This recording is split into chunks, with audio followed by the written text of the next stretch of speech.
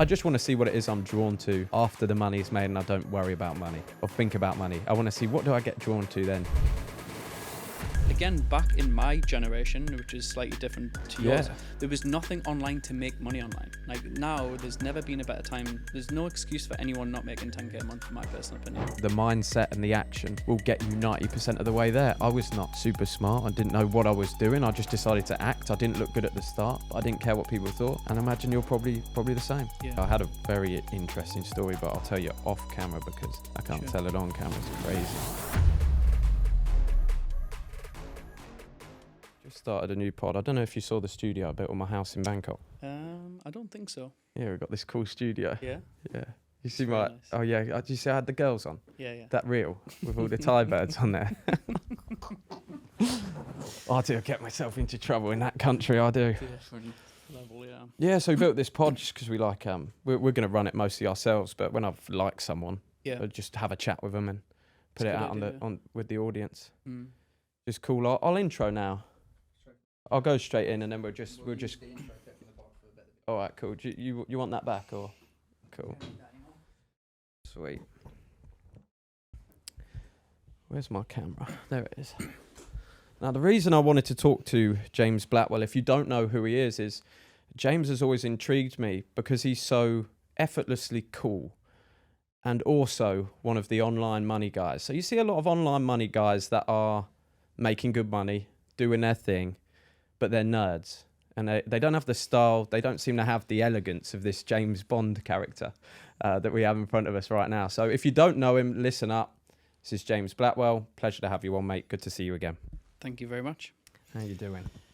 I'm very good. That was a nice intro. I've never had that style of introduction before, so thank you, Jack. That's genuinely the truth, because I knew you did business and stuff, but I first came across you on Iman's channel. That's right. Yeah. And then we met on that boat for Will Brown's mastermind. And when I saw you on Iman's, I thought, this guy's got it all, but he's cool. He's like understated. How do you do that? Because I'm a little bit over the top sometimes. Yeah, but I mean, that's how you've grown your brand and very successfully. So in your own right, I think I'm more introverted. So like naturally, I don't put myself out there as much, even though I do to a certain level, because there's always a debate between getting rich in private and getting rich in public. Yeah. Because once you go public, you can't go back. Yes. And I've always been on the cusp. So like sometimes, obviously, I've got my own YouTube channel and do social media, but there's always in the back of my mind, because I want to build and scale big companies, I prefer to do it with business as opposed to leveraging my personal brand first, if that makes sense. Got you. Yeah. And for me, I obviously think about business like I wouldn't really have a business if I didn't have a brand. How did you get started in business as someone who was private? Yeah. And how did you get started as a young guy? What do you do now for any of my audience that don't know sort of who you are? I actually started off buying and selling cars when I was like 18, 19.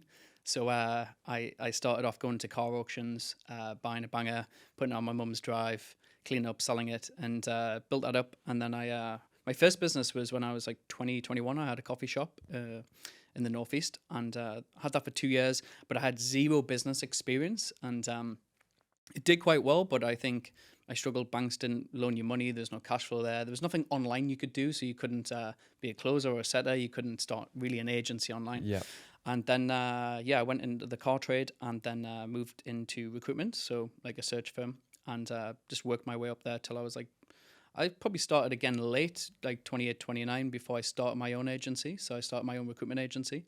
From like a £10,000 credit card and a £10,000 loan, started kitchen table, and then built that up quite quickly to $1 million a year, and then grew it from there. Team of 10. I brought my brother on board when he was like 17, 18, trained him up, and then I had a traditional agency, as it were. So like, you know, people in the office. I was going out to meet clients all of the time. I was hustling. Yeah. And yeah, that was like my life probably for 4 or 5 years, and we had a marketing agency on the side, and then I went into education. So I got to a point where I learned the fundamentals of business, hiring, firing, building systems, operation, culture, sales, marketing, and I went into actually just teaching. I always wanted to have an agency but have freedom. So I wanted money and freedom. Like those were the two things. And I think most people want that deep down. And I knew the traditional way of having an agency was a little bit flawed with like not leveraging technology, systems, automation, those kind of things, remote team. So once I built that, I got into the online learning space, built my own course. And then again, that's a new world again. So you're learning about hiring setters, closers, marketing, VSLs, ads, all that fun stuff. Yeah, so that really took off, and we've scaled that over the last 4 or 5 years. And this year we'll do just shy around about between 8 to 10 million combined, with good high net profit margins. And now I have which I'm sure we'll dive into, a range of companies. So nice. How do you deal with that now? Making 8 to 10 million. Looking back from where you came from, that would have been like a crazy amount of money to say to your 18-year-old self, one day you're going to be making 8 to 10 million. How do you feel about that now? Because I know we talked a little bit about you saying you want to go billionaire. Yeah. What is it that drives you to keep doing more? When is enough money enough money? It's very interesting. I have this debate with some of my friends. I think the more you surround yourself with more wealthy people, and once you keep going up levels, like even now, when we do like say 10 million, like I still feel like that's not enough, as it were. I still feel, I don't know, like I was reading one of my favorite books of all time is Felix Dennis, How to Get Rich, and I was reading that again last night. That was probably the 12th time I've read it. I've never read that. That's going straight on the list. You should read that. Straight like, on the list. This guy, his net worth was 900 million. So he had magazines like Maxim magazine, all the computer magazines. He was big in publication space. But he also enjoyed girls, drink, rock and roll type of life. You would like his rock book. and roll. He went out on a high. He's not around anymore. But the fundamentals of getting rich and building a business are in that book. And one thing he said, if he was to live his life again, he would make 30 to 40 million and then just retire and enjoy and do his hobbies like poetry and things that he was doing. Gotcha. So I was like, that resonated. I took a screenshot of that last night again because I'm probably like a third of the way there, and I'm thinking, do I really want to go all the way to $1 billion and keep working all of the time? And I would never want to retire, no. But I think it's just having the balance between, like having a good life, health, wealth, love, happiness, and having the 4 pillars, and then also still like having that big long-term goal of growth and contribution to the world. I've just got a feeling that when the money's made, for me, that's what I kind of look at. I've got 100 M's is my net worth goal, 100 M's and out the game. But I know what I'd do with my time. I'd go and play guitar. I'd get really good at playing rock and roll. Yeah. I'd chill out, read. I like building Lego, build a lot of Lego. Cool. Probably build some mega Lego. Yeah. Like proper big ones. And I'll probably just take my time because I've got that drive. I think you've obviously got the same thing. There's a drive inside me. If I hang around for too long, I want to do something. But I just want to see what it is I'm drawn to after the money's made and I don't worry about money or think about money. I want to see, what do I get drawn to then? Yeah. Why are you thinking $1 billion rather than this retiring and going into something passionate? What's your sort of passion projects? What are you into? I think, the $1 billions, that's not a goal as such. Like, I feel like I've hit every goal that I ever wanted to imagine. Like, in terms of financially free, looking after my family, like all the things you could want in life. But I think, I don't know, I just have that innate thing. I've seen, like the law of attraction, you have your vision board. Yeah. You create the new self of the vision that you want to become. And it actually came to reality. I just know that we have this, not superpowers it were, but we can create the life we want. So I'm more relaxed in terms of whether it turns out to be 300 million, 400 million, whatever it is. I just know it's going to get there at some point. Like I just truly believe that. It's not a case of I really want it and I'm anxious about it and I'm driven. I'm just so relaxed that I just know the trajectory that I'm going in, and I just know that's going to happen. So interests outside of, I do love business. I'll be honest, Jack. Like I live and breathe it. Even every night, I'm learning 2, 3, 4 hours a day, every single day, and that's compounded probably for the last 10 years. So whether it's reading books, podcasts, YouTube, I'm always like just always being the student. Yeah, and that's very important. It's very easy once you get to a certain level that you think you know it all. Yeah, but I'm still like really hungry for more knowledge and more learning. So I study a lot of billionaires now. Like I read all of their autobiographies, and it's just always interesting to see the same nuances that the habits they all have and the direction they took. But also still wanting to explore the spiritual side. So I'm really into energy, consciousness, the quantum fields. Like studying like all of that type of stuff is really interesting to me. And yeah, that's like I could just go for hours like looking into that side of things as opposed to materialism all of the time. Same as me. Yeah, same as me. I just came across the book we talked about last night, Reality Transsurfing. When did you find that book, and how has it impacted your life? Explain a little bit to these guys, like, what is that book? Yeah, sure. How do you explain that? I see it as not as a Bible, as it were, but a Bible for life about law of attraction, but at a real high level. So I would say not to dive into that book straight away. I think the series. So one of my old mentors, a guy called Peter Sage, he was a Tony Robbins coach back in the day, and then he was the first program I went to in person. Like it was like I think it was £1,000 at the time. It was like a 3-day event.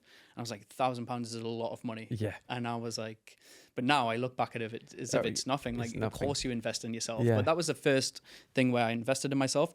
And then he talked around Power versus Force by Dr. David Hawkins, which is a great book.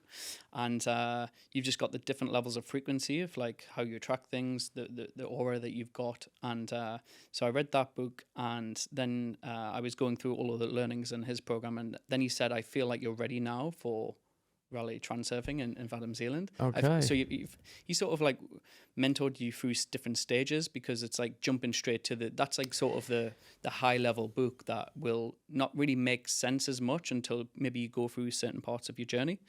And it's one that, again, I was listening to it again on the way in on Audible, and just going back through how you get trapped in and sucked into pendulums and different energy pendulums. It's so important to be around positive energy all the time, and that's one of the good things about Dubai is you've got really good ambitious entrepreneurs that have all got similar mindsets, and that compounds. Like, it's contagious, whether it's negativity or positivity.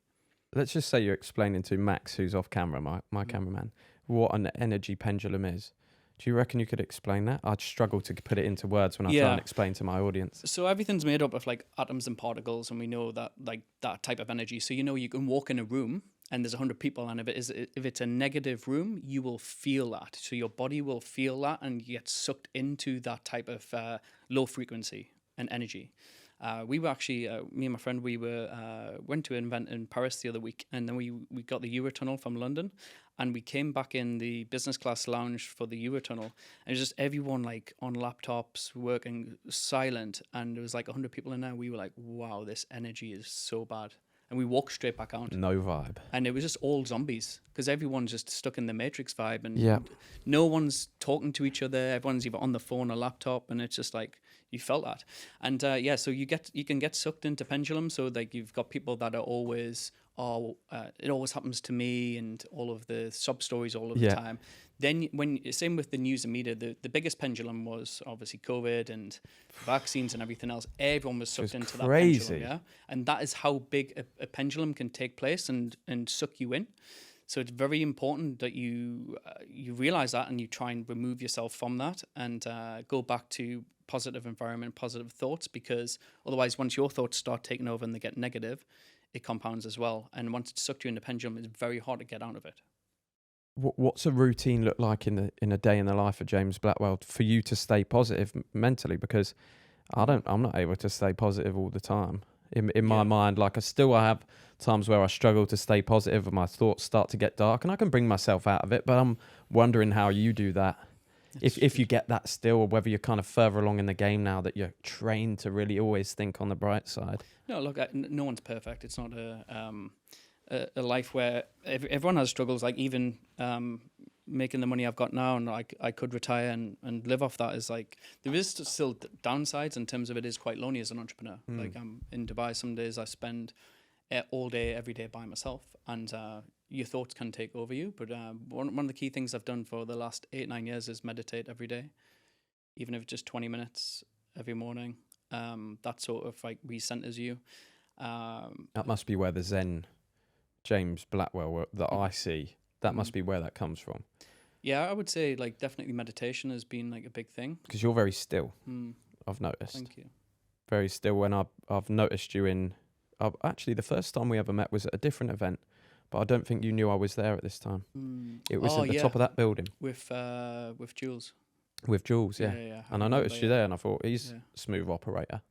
I noticed the same about you because you came in a little bit later, sat at the back. Do you know? Yeah, Because like, I was who's with that guy? I was with Iman that day. Yeah.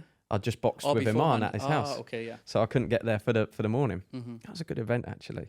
Yeah, it was, yeah. I enjoyed that. Do you? How do you fit in your sort of training routine? A lot of my guys like that kind of stuff. They want to know what does an entrepreneur actually do? Because people say meditate, ice bath, all that sort of stuff. How much of it is important to you? How much time you spend working? I think a lot, so I spend a lot of time.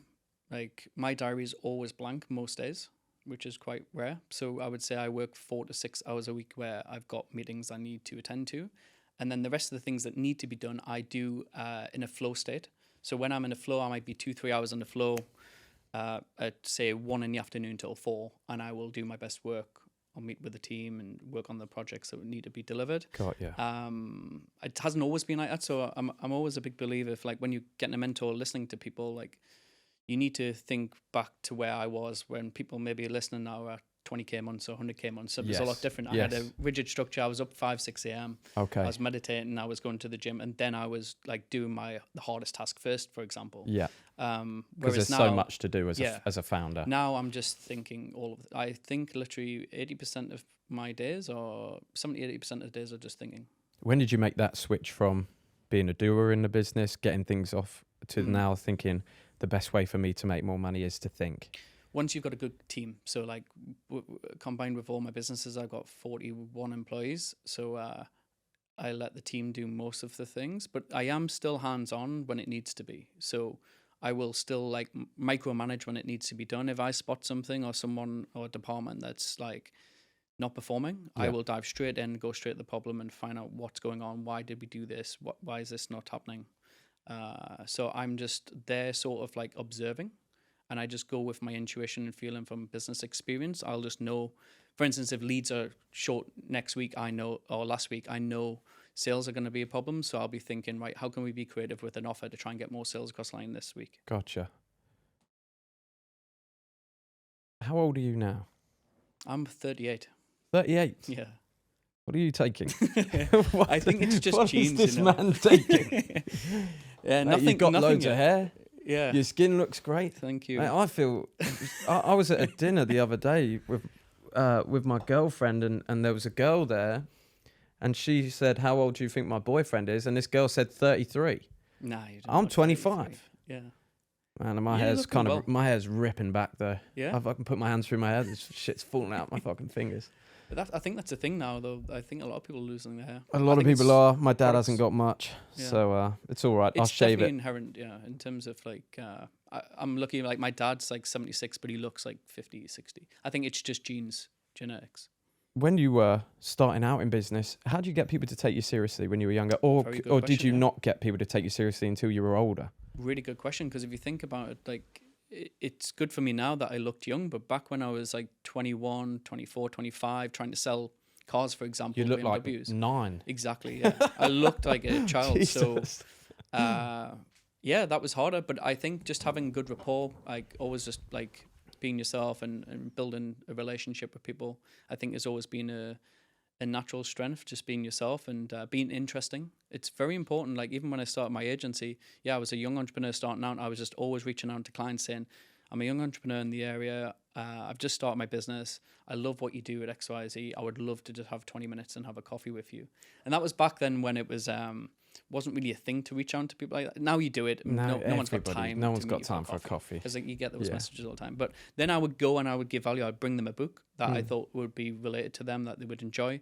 And then I would just have knowledge, whether it was about marketing or sales or online stuff that maybe that CEO didn't understand. I would go with like some knowledge and value that could impact them and help them. That's very good. That's very handy for someone that's looking to get started. Yeah. When did things start to really take off for you in business? So In my agency, probably year 3, that's when I started making good money. It's funny, I look back over the photos of, because I've always liked nice things. So I've always liked nice cars, whether it was Porsches or Range Rovers, I've always had. Yeah. And I started off, I think after year 1, I bought myself like a £20,000 Porsche that was like a few years old, a silver 911. Then I bought like a GT4. Then I bought a Range Rover that was like £30,000. And then like year 3, our business was doing better, so I was buying a new one. Then I bought a brand new Range Rover, then a brand new Porsche. And that actually helped me. Like, it depends what motivates you, but what motivated me was like, and I do think it's really important. One of my old mentors, Dan Pena, the $50 billion man. Yeah, I saw your I went to video the castle there, yeah. on him that you did at your mastermind. I watched that on your YouTube. Yeah, thank you. He learned, one thing I resonated with him was like to sit in the Rolls Royce, feel it, touch it, like experience it. Yeah. And I really do think that when you're working really hard and you're putting in the hours, your body needs to realize, and you as a person, that you've got a tangible thing that you've achieved from working so hard, because digits in the bank account don't mean nothing. Yeah. So whether it's experiences, Yes. whether it's a nice house, apartment you live in, a car, clothes, watches, like these things are all tiny little increments to say you've done well and you were rewarded. It's very important to reward yourself. And whatever that means for you, it might be for different people, but there's no point just keeping it in the bank account and just looking at the digit. Try and at least have an experience from it. That's crazy, because I just rewarded myself with this. Very nice watch. Yeah. Yeah. It's very First nice. one. And I put it on 2 days ago. I haven't taken it off. But after I put it on, when I came over on the flight from Bangkok, I'd had a couple hours sleep the night before. And if I've had 2 hours sleep, it's like my defenses are down to bad behavior. I'm more susceptible to bad behavior. So I was on the plane. I was in business. You've got the bar at the back when you fly Bangkok, Dubai. It's very fun. It's a good place. It was only the morning, but I ended up meeting this American couple, and we just had a laugh and having a good time. I ended up getting pretty blasted on the plane. And I touched down, got some sleep. And the next day we had the yacht for the mastermind, and the beers came out, and I started drinking beers, and then I went out and I picked up this watch that night. And I had drinks. We had a driver in one of these nice vans, got like a PlayStation in the back. We were having a good time with drinking. But I know booze is bad for me because it leads to my bad behaviours. And so anyway, I picked up this watch, and then the next day I got the option to go to a party in Dubai. And I looked at the watch, and I thought for a second. I just thought, no, for some reason this watch feels like it's just not going to that party. We need to be sharp at this mastermind tomorrow.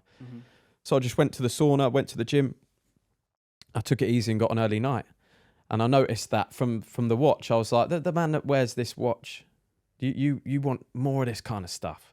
This is what you worked for. This feels great to have this on. That you know that the behaviors that you want to indulge in sometimes, that's what takes the watch away. Very true.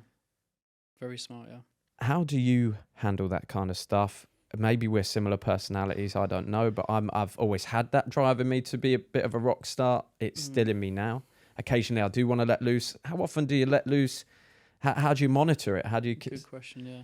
It's interesting. I've actually just done almost 1 year now. 11 months I've had no alcohol, like not even a sip. Oh, mate, congratulations. So, yeah. That's awesome. Thank you. And it's not a case of like I drank a lot. Like I would have a couple of drinks now and again. Like in Dubai, for example, I'd always go for lunch, like say with my friend Iman or whatever, and he's like, let's just get on espresso martinis, and we're having the wine, and then that was like 2 times a week, 3 times a week, and I'm thinking, if you go on dinner dates and things, you have a couple of drinks. You want to loosen up, right?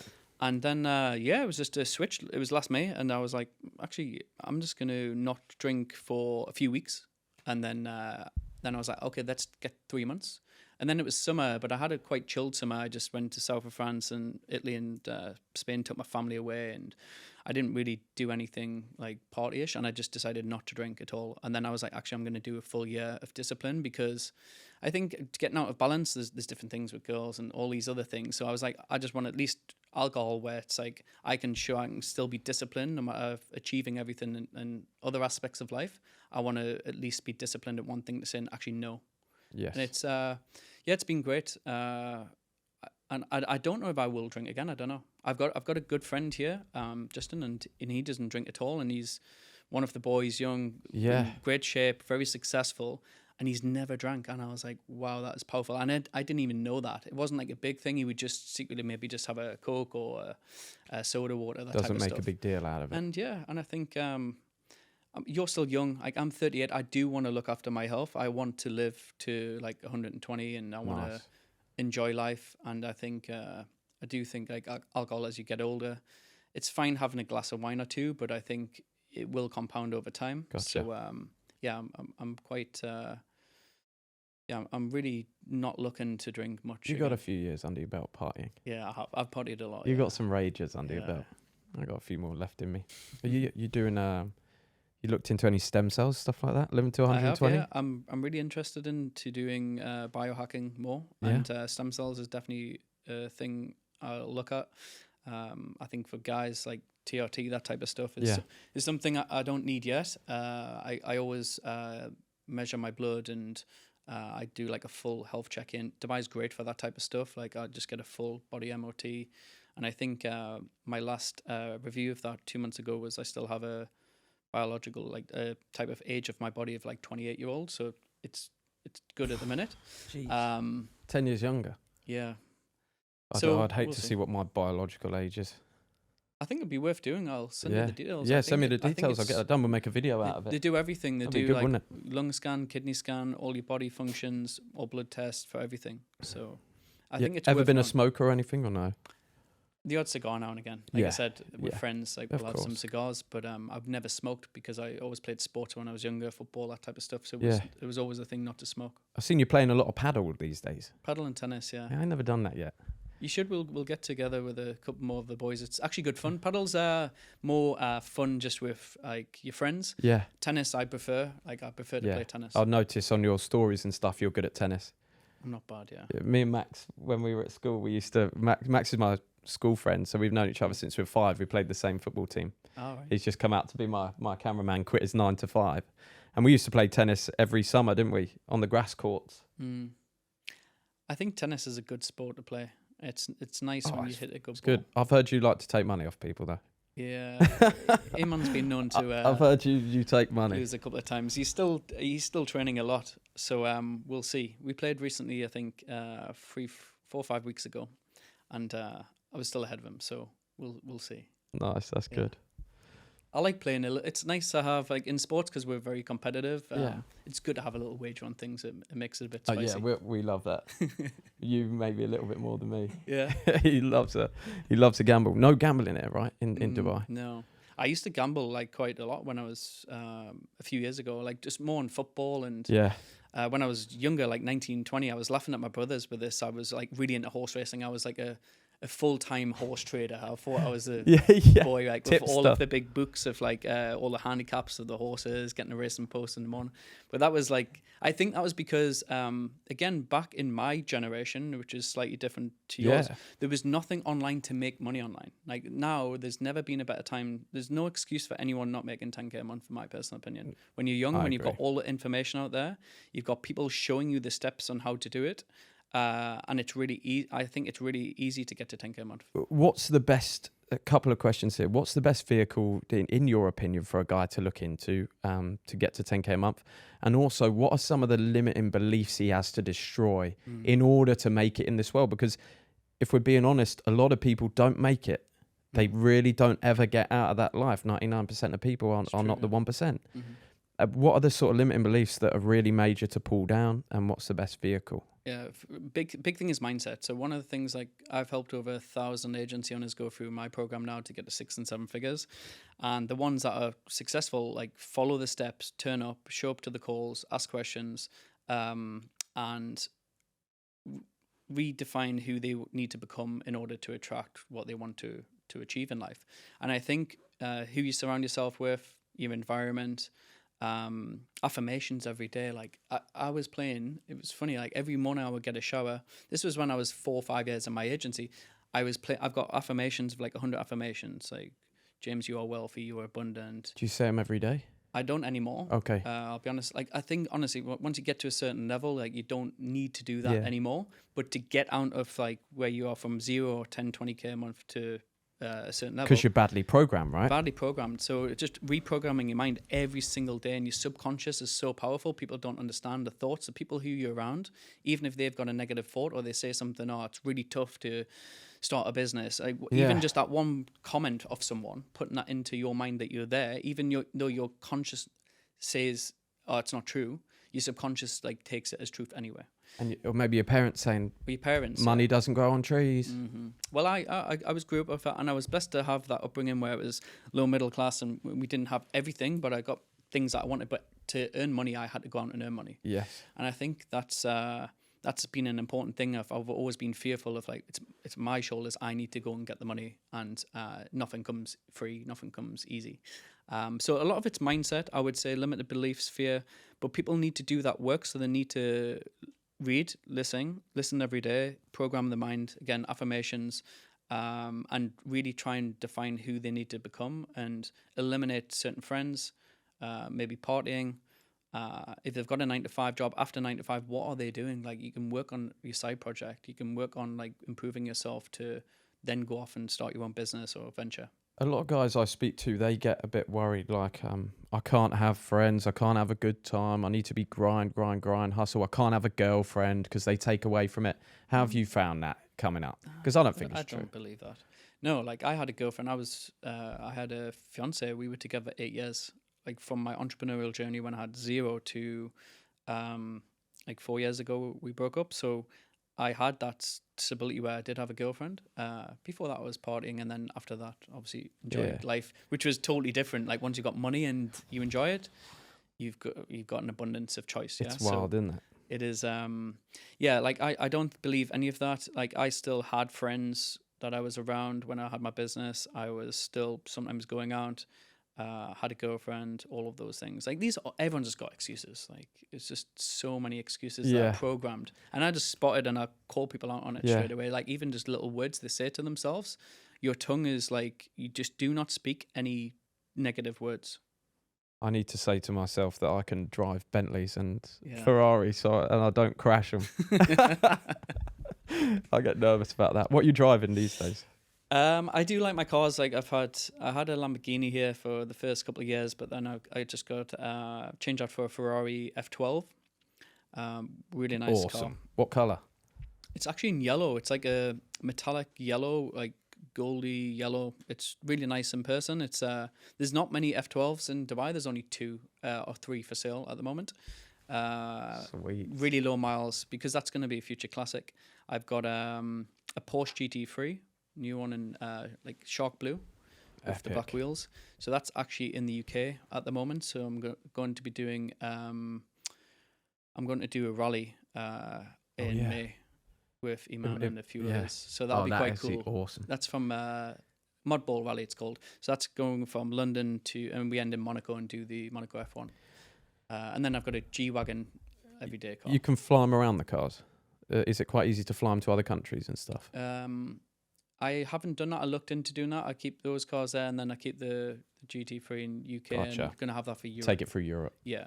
Easy. I could do a similar thing. I think with me, it's always a bit weird when you rent a car, because I haven't bought one yet. Yeah. So I rent one, and then I'm like, oh shit, if I crash it, it's a problem. It's someone else's car. I don't want to ruin it. But I think when I have my own, I'll just obviously drive it how I want to drive it, and if it gets pranged, it gets pranged. What's it like in Thailand to drive cars? Oh, you wouldn't have one in Thailand because it's there's a few things. Obviously, the roads are not made for it. It's very, very busy, so you'd be really screwed driving a sports car there. And they're 3 times the price. Really? 3 times the price, so 300% import tax. So that's it's not worth it. Not worth it. The only thing I get in Bangkok at the moment is a Ford Ranger Raptor. Because they're normal price, and you just get one of them, drive over everything, easy, take it up to the country, nature, that sort of stuff. How do you feel about that, living in Dubai? You like your nature? I really love my nature, and to be honest, I've been 3 years in Dubai. It's been a great country, and it's been great for fast growth. So if you want to go like faster and make money and meet other like-minded individuals, it's been fantastic. But because I'm more on the spiritual side some of the time, I've really missed nature. So I miss Europe and UK on certain aspects, funny enough. So I've got a place now in London, in central London. I've got a place in Marbella, and so I'll be there from end of this month. So I won't be back in Dubai until probably October time. Oh, nice. We'll see you in Yeah. we'll see you in Marbs in the summer. Cool. We're gonna pick up a place, Airbnb for a month, Very nice. hang out, get some cars. Yeah, it'll be good. There's a lot of us going. I think Rob Lipsett, a friend in Marbella. Yeah, we like He's Rob. going to be there. Yeah, so he's doing an event. I think maybe you'll come and speak. I'm going to be doing an event. I'm going to speak at his event. I think there. Oh, awesome. There's quite a few people coming over. Luke Alexander, I think, from Miami is coming up. I've messaged Luke. Yeah. Yeah, we both love rock and roll music. Yeah, so there'll be a few of the boys there. So it'll be good fun. But I love nature. I miss. I'm going to spend some time in Switzerland and Lake Como this summer. Nice. Because I love lakes. Lakes got so much energy. If you go to Switzerland and actually feel the energy of just the lake and the vibration and the mountains and the greenery. Some people might think I'm not talking about this, but I honestly My feel, audience will understand. I've nurtured them into it. Okay, Yeah. it's a big thing. And so I'm just still finding my next place because I feel like I've got to a point now where I've achieved everything and I've got everything that I wanted on this chapter again, and now I'm going on the next chapter. So the next chapter might be between London and Europe, or maybe eventually America. So I've got this intuition of, okay, so now I've done 3 years. Now what's next? Yeah. And I think for me to get to the next level of 9 figures and acquire more companies, I want to have an office again. I miss having a team in my office. Like a lot of my team are remote. One of my agencies up in Newcastle, we've still got people in the office, but in terms of like my core leadership team, I do miss. It's not fun. Like having the laptop lifestyle, which I've got, beachfront apartment. Yeah. Get up when I want, walk for a coffee, go on the beach, then come open the laptop.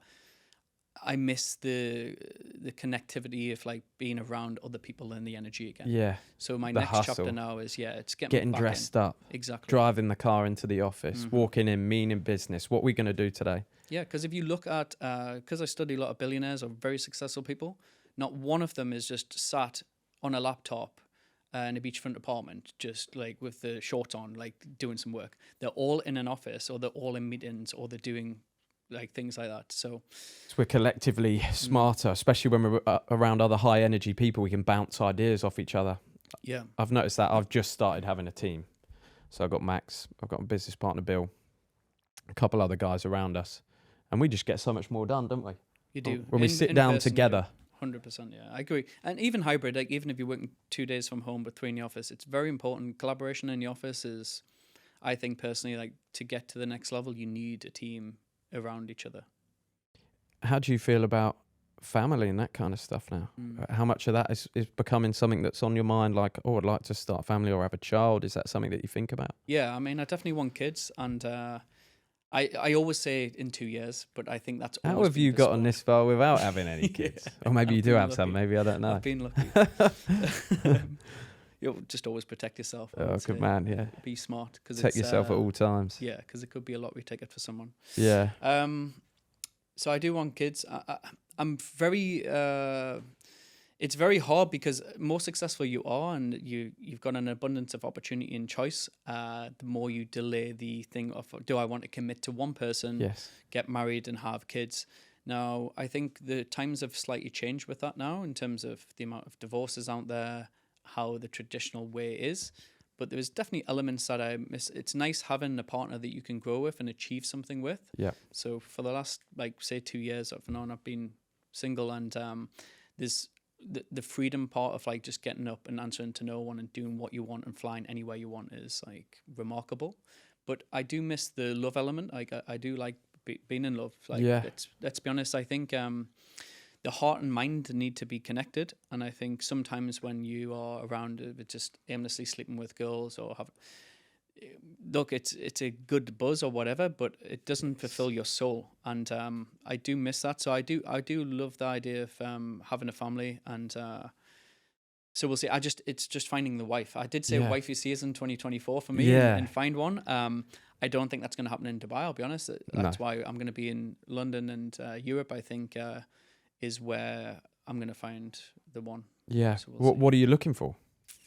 I- What does a guy like you look for in a woman? Yeah, so I think you need to be able to have as daft as it sounded, I used to say like maybe, oh, I just want someone that just shuts up, looks pretty, and does as she's told, That's type of kind thing. of what I say at the But moment. that's not gonna. It's I want something with more depth. So I love having chats about consciousness, the Yes. universe. Like they're gonna have to be on the same level as me in terms of wavelength of like really being into that maybe spiritual side a little bit. They've got to be very feminine. Like I love, because we're very masculine in terms of energy and what we do in work. We just want nurtured when we get back home. Yeah. So a nice, nurturing, feminine woman looks after herself all of the time, is there to nurture you and help you build a family. And one that you can take on the world with. Like she's got her own sort of style and uniqueness, and she can push back on you when it's needed, but just in the right way and the right... as long as she's got the right intentions. I don't want just a girl that's... It's very hard now when you've made good money. And people know who you are. I mean, you can and it's look only at my it's a Instagram. search away. Yeah, and it's very hard to trust someone. The one thing I'm really struggling with now is like, do I trust them? It's really tough, and it's always a thing that you're just going to have to overcome. And Why don't you do an adventure for a year or something where you take some time out and you have a new identity and you go out and pretend you're just flat broke, and you go out traveling the world in search of a wife that wants you, thinking you've got nothing, and then you just drop it. Like, she loves you now, you trust her and stuff, she's a perfect girl, and then you just drop it on her. Oh yeah, by the way, multi-millionaire, name's James, actually. I've actually got a friend in Thailand. He's a lot older than me. He's like an old mentor. He's got 14, 15 kids and 2, like 3, 4 ex-wives. But now he's got, I think, a girlfriend or 2 in Thailand. Yeah. But he just lives a simple life. He's like got a simple, 2 simple apartments or villas, like 3 beds, rolls around on a scooter. They don't know that he's really wealthy, and he's worth over 100 mil. And he just lives a life in Thailand. He said Isn't that it's amazing? the best time. I think that's kind of important, you know. Yeah. So yeah, I think the trust element, but I like having it's very important to have a girl that you can just enjoy being around and having that company and having those conversations. And but then also the other side, you think, oh, do you just get a girl that is maybe younger, like, and hasn't had as much baggage, as it were, or trauma from ex-boyfriends that you're having to recorrect? Because one thing I was thinking about this the other day was, you don't want to be with someone that for you to pick them up and give them energy or correct them. You're taking energy away from you to put to them to get them to a level, and then you're having to lack. Whereas they should have already come with all of that type of energy that you don't need to fix them. You don't need to sacrifice, and it's a flow. You know, when you get in a conversation with someone, and one of the key things about even people I hang around with now, Jack, is if I know they're going to be or they're just asking me questions all the time and brain dumping, how did you get successful? What do you do with this? It actually exhausts me. So unless I've got a simple flow of where it's a good energy exchange and it's not take, then it's enjoyable to be around. And that needs to be the same, I think, with the partner woman that you select. It needs to be like that, where in the past I've maybe selected certain people that it took so much energy from me just to try and get them to a level or standard of like how to behave. Yeah, you don't want to fix them. Yeah. It's one of the biggest things about high-level networking that guys mess up when they're younger is you don't just ask a load of questions because you think somebody's more successful than you. Go speak to them on a level, and normally speak to them about stuff that guys actually speak about. Exactly. Cars, girls, yeah. sport, having fun, just hang out. That's what I try and do at mastermind events now. And it's not a bad thing if you've done it. I've done it as well. I mean, we're all learning in this world. You make your way there as you mature as a man. But one of the things I do now, and I think it helps when you've got a bit of success behind you, because you don't feel so vulnerable. You feel you kind of believe in yourself now. So you can walk into a room, and it's like, it's very funny to see at the mastermind I went to, Will's mastermind, I just was quiet quite a lot of the time, and the people come and are drawn to you as you sit there, and they want to ask you stuff, and they're drawn to you because you're not going around chasing the guys that you think are high value in the room or anything like that. Just treat people like normal people and have a good time. And when you vibe with someone, that's what actually networking is. It's just a vibe.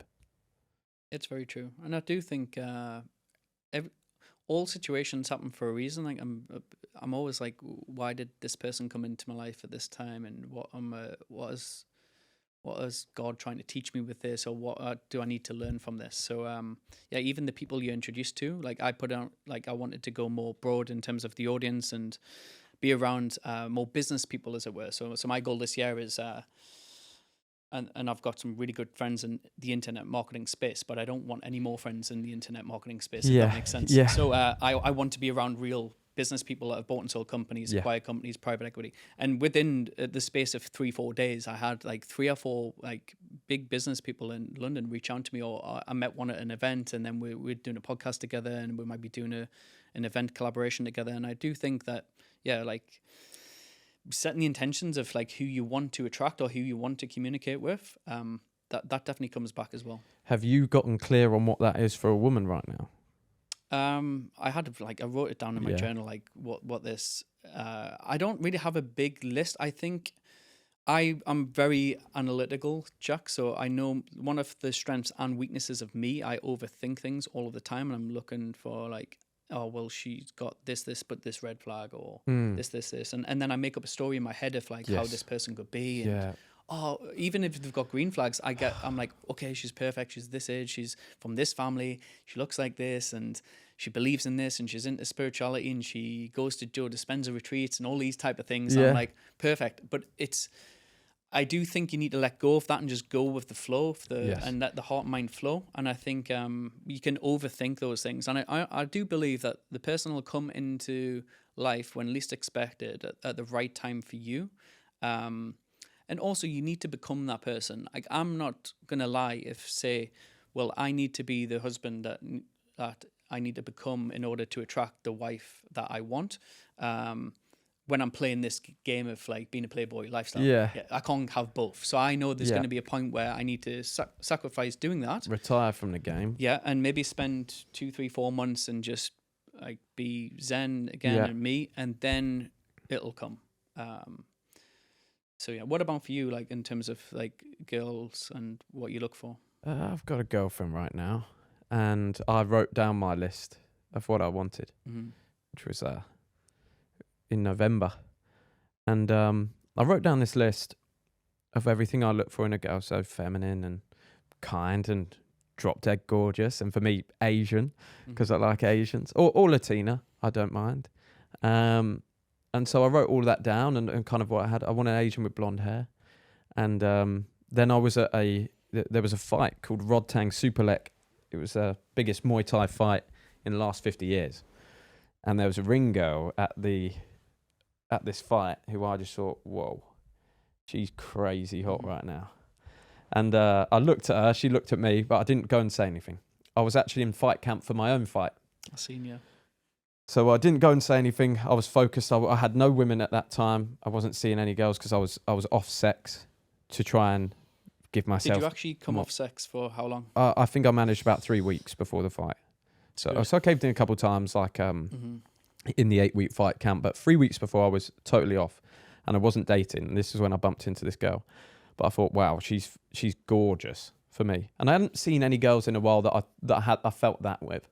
Like, she's proper gorgeous. Like, I just really love the way she looks. I don't know what she's like, but I love the way she looks. So then I had my fight, and I ran the whole event for my fight.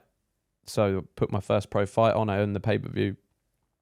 Paid all the fighters, everyone there. We put the whole event together, me and my business partner and my coach. My business partner and my coach were in charge of hiring ring girls. So they've hired this ring girl for the same one for my fight. And so I've seen her again at like the weigh-ins and stuff. And I thought, this is like the worst time because I'm about to fight. So I didn't say anything again. And so we had the fight. I don't know if you saw it, but I lost. I seen it. I watched it. It was good. It was... you did well. I did my best. It was tough. It was one of the things from the book that we read, Transferring, Reality Transferring. Yeah. And I was focused too much on result. I was trying too hard. I didn't let things flow. The more you try for something to achieve it, the less likely it's going to happen because you're putting too much importance on that. in my head, it was the end of the world if I lost that fight. Correct, It was like, Jack, you can't let anything else happen. You're going to make a fool of yourself in front of the whole world. That was so big in my head that I literally just saw it in real time, just happening in front of me, and there was nothing I could do about it. Great lesson, though. Yeah. Yeah. Yeah. So that happened. Obviously, I was bummed out after that. So I went out to the strip club straight after that fight, and I went on a bit of a bender, to be fair, for like 8 or 9 days. And after that, I was regrouping, training again, trying to get my head straight, be like, where should things go? And it hadn't done anything bad to my brand, actually. People had respected me for doing it. So I was like, oh, actually, it's not that bad. I'm not finished. I thought I was finished. I was going to have to go off the internet. I don't know why I was thinking that way, but that's what I thought. And then so I started bringing myself around, and I was like, you know what? We've been messing around with a lot of girls for a while, and I kind of like to just chill with one. And I remembered that girl, and I was like, she's the hottest I've seen in ages. So I just sent her a message on Instagram. She said, wow, you finally messaged me. You're so cool. And then we ended up bumping into each other before our first date at a 50 Cent concert. My friend took me to 50 Cent. She was there with one of her friends, and they were just standing in front of us. Meant to be. So we said hello, and then we started dating, and then we were pretty much together from then, from the first date. And we've been together just like 3-4 months now. Yeah, which is good. I'm just taking it easy. Just it's nice having a girlfriend. She's a lovely girl. We hang out. We have a good time. She's pretty good for me. It keeps me on the straight and narrow. Yeah, that's good. So yeah, but I'm 25 years old, so we just take it as it comes. Yeah. Yeah. You're going to keep evolving, and different versions of you, and different beliefs and different things you want in different stages. So yeah, like, see how it goes. We'll see how it goes. Yeah. We'll see how it goes. It's tough as you know what it's like being an entrepreneur in this kind of.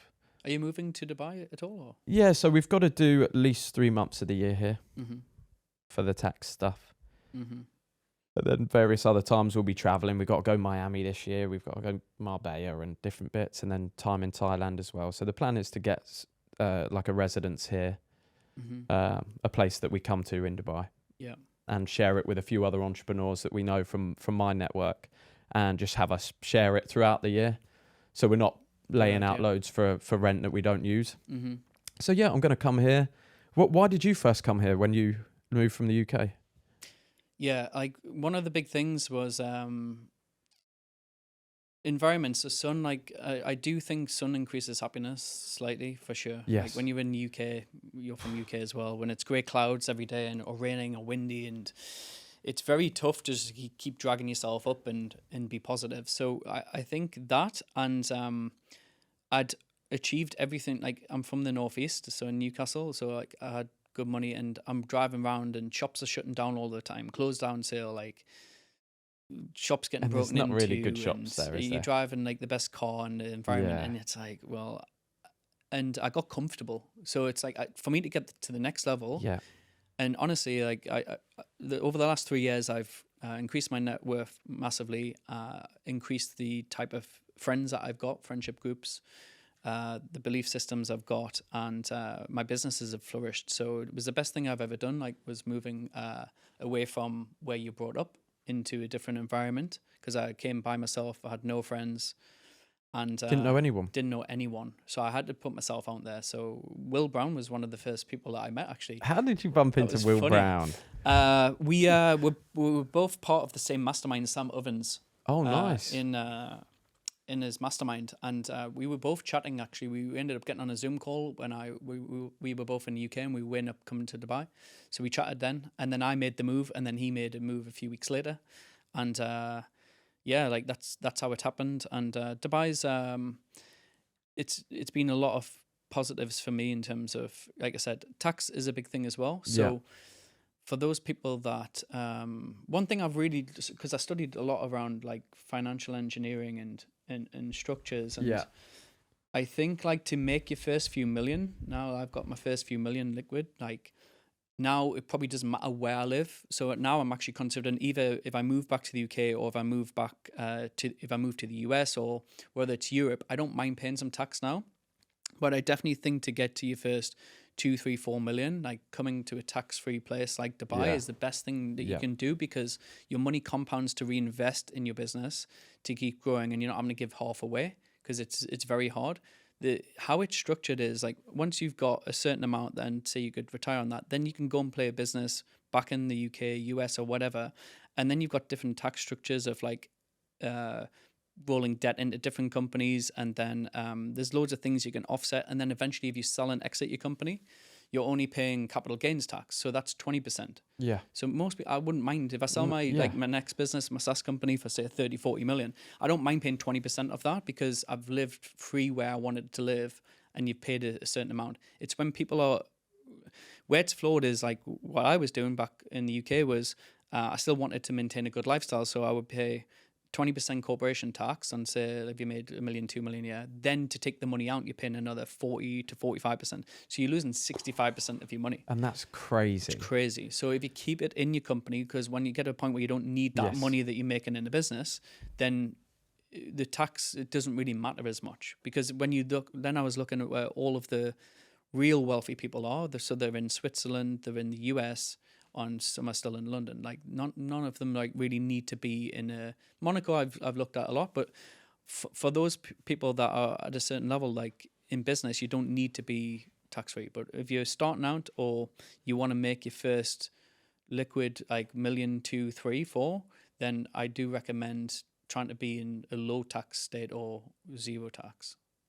Yeah, that's what we've done. That's what we've set up, because for that exact reason, we need the cash flow to reinvest back into the business. It just popped into my mind then. What was it like hanging out with Dan Pena? How, for people that don't know, how would you explain Dan? Like Donald Trump, basically, like the old school Donald Trump. Yeah. Like when I look back, and I've invested, I would say $600,000 to $700,000 now, maybe probably $1 million or more in masterminds, coaches, courses, and all of that type of stuff over the last 6-7 years.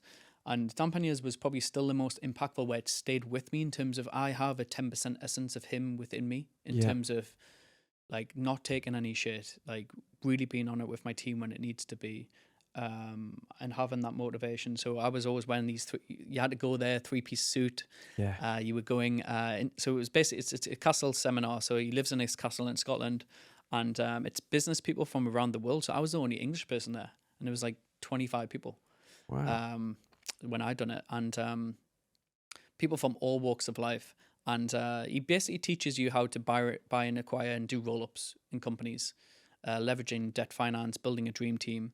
And it's a hard thing to do. Like, it's not for everyone. Like, young kids going there, like it's going to go way above their heads. But what I did learn, and what everyone can learn from him, is the mindset. So about dress yourself for success every single day. Yeah. Sit in the Rolls Royces to attract it. Put in the work ethic. Mindset. So take no shit. It was really good 8 days. So it was like 7 a.m. we were having breakfast, all sat down in a table by the servants and the chefs and etc. And then we were in the classroom from 9 a.m. to like 7-8 p.m. Then we do dinner. Then we do homework. We'd watch a film on whether it's Steve Jobs, and then study him. Then come back with homework the next day. All the way to, you would put on the desk like Vagisil and say, you're all vaginas. You all pussies. And he's just very direct with that, shouting at you, making you tough basically to go out into the world, because guys now are so soft. So weak, He's he is definitely the last generation of that. That's what he says in terms of. He says he's full of testosterone as well, doesn't he? I think he takes 120 pills a day. 120 pills. Yeah, that'll get you there. Yeah, that'll get you sorted. But his experience was good. I was considering going back to his. He's got another one which is an intensive one that's over Christmas and New Year, about actually really buying the businesses now. Because my next play now is eventually I want to have my own private equity company. And for the next 3 years, I want to buy companies and put in my management team for operations, marketing and sales to build it up to like 9-figure group exit. So that's my next play, along with the SaaS company. So who do you admire most in business? Who are your sort of top 3 influencers in business? You probably haven't heard of some of them, or your audience, but these are the ones you should study. Sir James Goldsmith is one of my favorites. So Sir James Goldsmith's not around anymore. He was a self-made billionaire from he's from France and the UK, but very British. He actually went to run for British Prime Minister back in the day as well. His autobiography is amazing. It's called Billionaire, and the other one's about money. So he had 2 wives and different kids. So he had a place in London, he had a place in Paris. They know about each other? They knew about each other, yeah. Got ya. He used to hang out in a place called Annabelle's, like in London, and his story is the person called Annabelle. Annabelle's is named after. He had an affair with her, which was quite an interesting story. But he bought and sold companies back in the day when you could leverage debt. So he started off in food manufacturing, like biscuits and food. And then he went in the US, bought supermarkets. And then he bought Pirelli, the tire company, for like over $1 billion. So he was doing leverage buyouts back when you could really do that. And so that's how he made his billions, was from doing that. But again, he was always just dressed like really elegantly, lived in London, stayed in the Ritz Hotel all of the time, all of that type of attraction. So he was like probably a British Dan Pena, as it were. Yeah. Second person is Felix Dennis, How to Get Rich. Again, like his autobiography is really good. Who else would I say? There's a guy I'm watching at the minute called Brad Jacobs. His book's called Your First Few Billion. So he's a self-made billionaire. He's worth $4 billion, and he's got his own private equity company. So his book's really good. He's actually he's done a lot of interviews recently on YouTube. So for your audience, you could check him out. Go and check him out. I like that stuff. I'm an avid reader as well. Yeah, you'll like those books. You'd love so James Goldsmith's autobiography and Felix Dennis. You'll love them both because again they're both into the girls, the good lifestyle, and that type of stuff as well. And I don't know whether you've seen this online right now, but there's a lot of guys that are trying to say that that's wrong. There's everyone is getting so righteous and saying, and I believe like it's in every one of us as a young man to go out there and conquer and have the women that we want, and we're made to reproduce. This is what we've done for years. Why is that such a big problem? Well, if you removed women from that equation, no one would do business and like work as hard to achieve anything in life. Everyone does it for the woman, and whether it's one woman or whatever, it's like family. I don't know that I think this red pill stuff and obviously the things since Tate and everything took off, it opened people's eyes to things, and then I think people are moving more back to center, like in terms of not the crazy extremes of like some of the things that Tate says, for example, but the happy medium in the middle. One thing that I've met a lot of people and a lot of good mentors, a lot of successful people, successful men. I don't know one successful man that is being either 100% faithful to his wife or partner or hasn't explored other options at some point. Yeah. If they're all honest. And are you thinking that when you have a wife, you have to be 100% faithful? Are you gonna try and explore that as well? What do you conversations I have with my friends every single day? It's just one of those dilemmas because how we've been programmed. But when you look back to caveman day, to everything, emperors, like every man has had access to other women. For me personally, I don't know, Jack. So I do want to be in love again. Like I do like the idea of like being with one woman that I nurture, like she nurtures me, I protect her, I provide for her, I give her the best life, I'm fully into her. But I do think men sometimes need a release valve of maybe exploring something that she might not need to know about. It might be an unsaid thing now and again. That is probably the ideal scenario. I think, would a girl accept it at the start? Probably not. But I think over time she might realize, like, to keep someone of, and this isn't everyone. Remember, we're talking about the 1%. Yes. Or we're talking about the 0.1%. Or 0.1%. Like, if you want nothing like that is abundant is free. Like, there is always a trade-off. And I do think that women are coming around to that idea, but I'm not saying that, look, that's the right thing or wrong thing.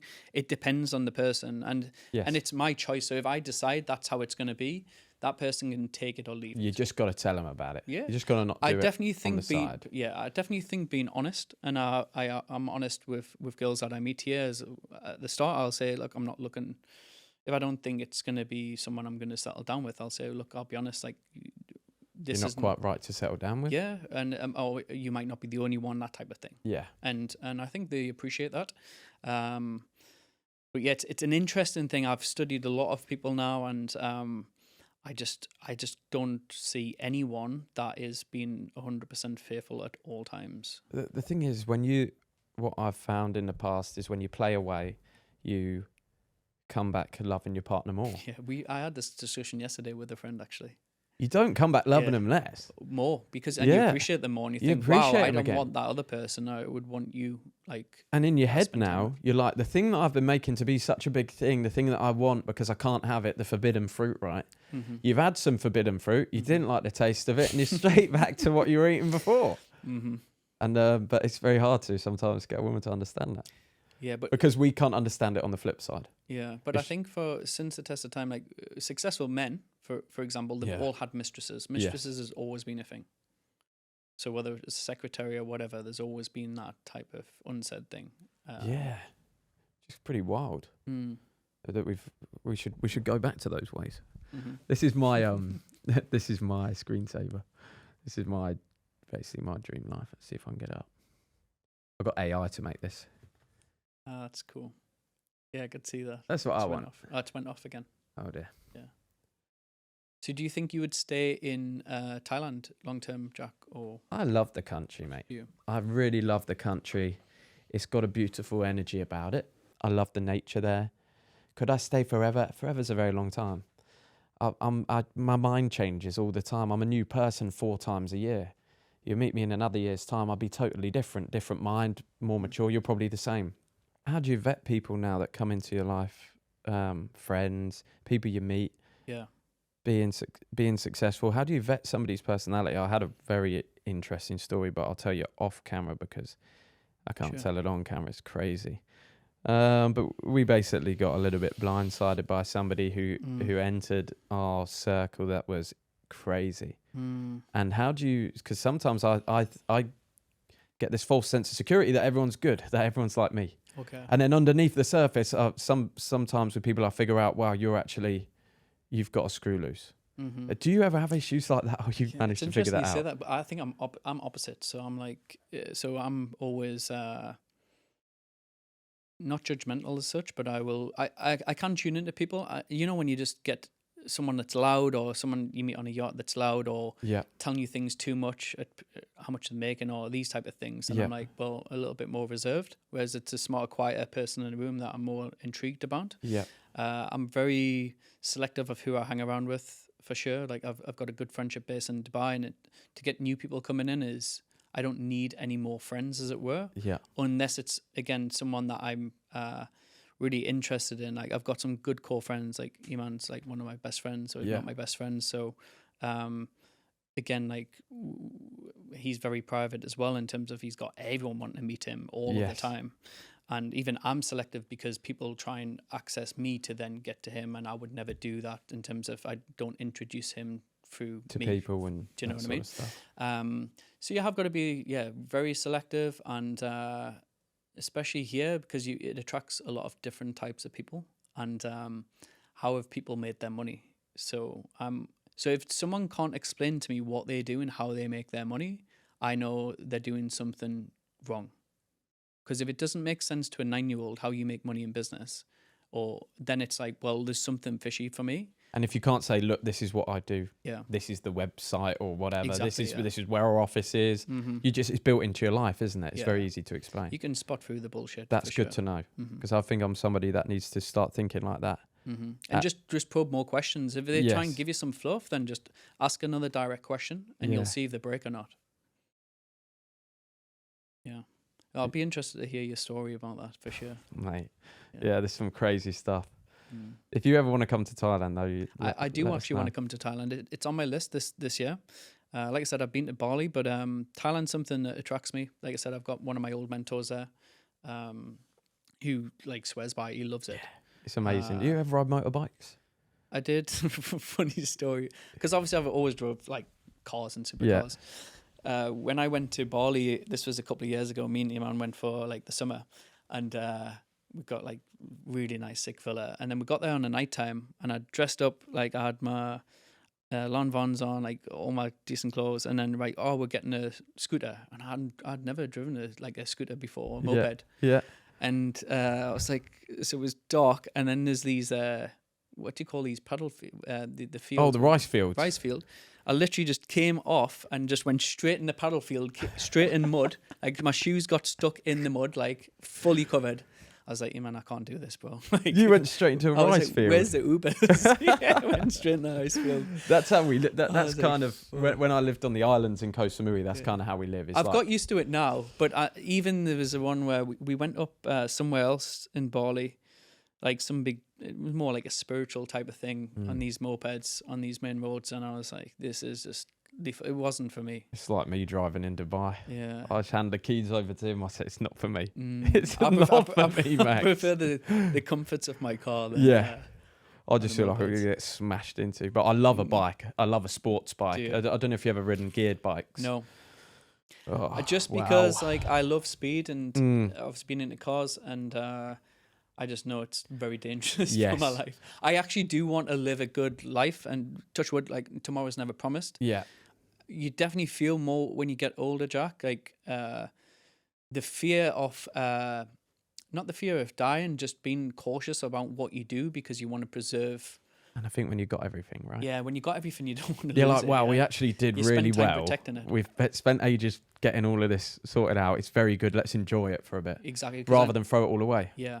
And I think that's, I've stopped driving motorbikes so much. I still love it. But when I first got to Thailand, I had absolutely nothing.